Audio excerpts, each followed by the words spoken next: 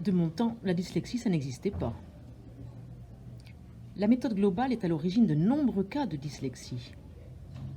La dyslexie, c'est héréditaire, bien sûr. Dyslexique, c'est quelqu'un qui a un tiers-temps au bac, non?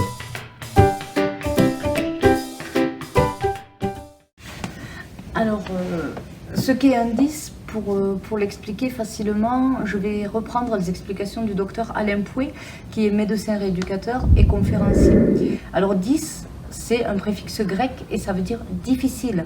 Donc en fait, être 10, c'est l'ensemble des personnes pour qui les actes du quotidien, comme lire, compter, écrire, nouer ses lacets, attraper un ballon et même parler parfois, sont difficiles.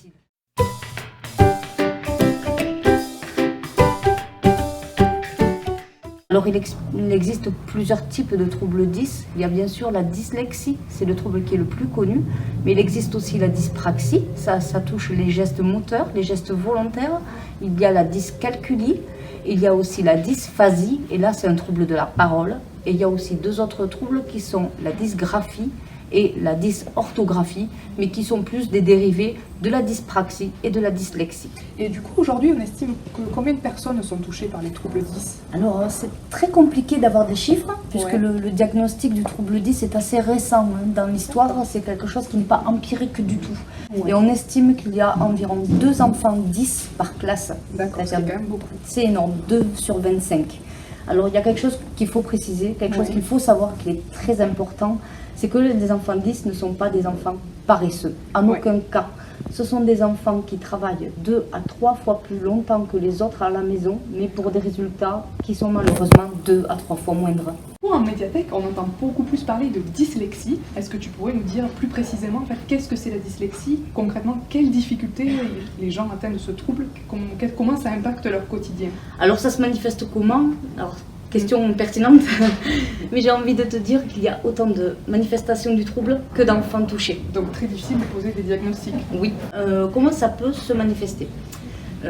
Schématiquement, l'enfant peut confondre des lettres. Ça, c'est la vision classique qu'on a de la dyslexie. C'est un enfant qui va confondre le P, le D, le Q, bon, classique. Mais il n'y a pas que ça. Il y a aussi le cerveau qui va faire une mauvaise interprétation de ce que voit l'œil et les phrases vont être découpées de manière anarchique. En plein milieu d'un mot, il y aura des segmentations particulières. Ce qui fait que, en plus de ça, les enfants, ou en tout cas les adultes, toutes les personnes touchées par la dyslexie, les manifestations sont variables dans le temps. Pour une même phrase lue 3 fois, le chien dort dans son panier, l'œil va pouvoir se poser de façon différente à chaque fois. Et ça, c'est scientifiquement prouvé. Oui, oui.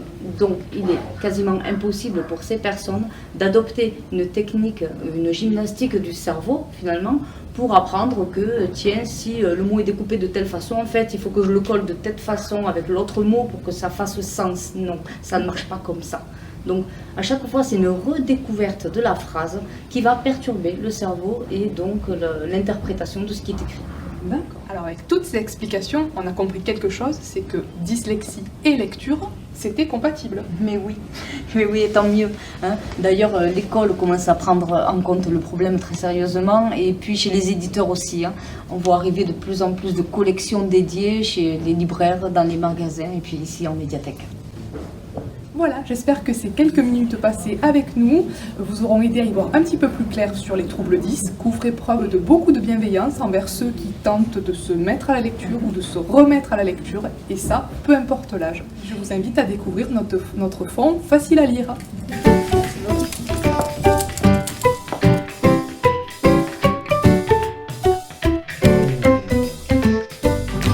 Un logo dédié, Une sélection de documents présentés de face, pour jeunes ou pour moins jeunes. et c'est une sélection réalisée par les bibliothécaires sur des critères d'accessibilité et de lisibilité. Des livres courts, Un texte aéré, une typographie adaptée, une écriture fluide et belle, et comme dirait la traversée, des phrases simples, mais pas de simples phrases.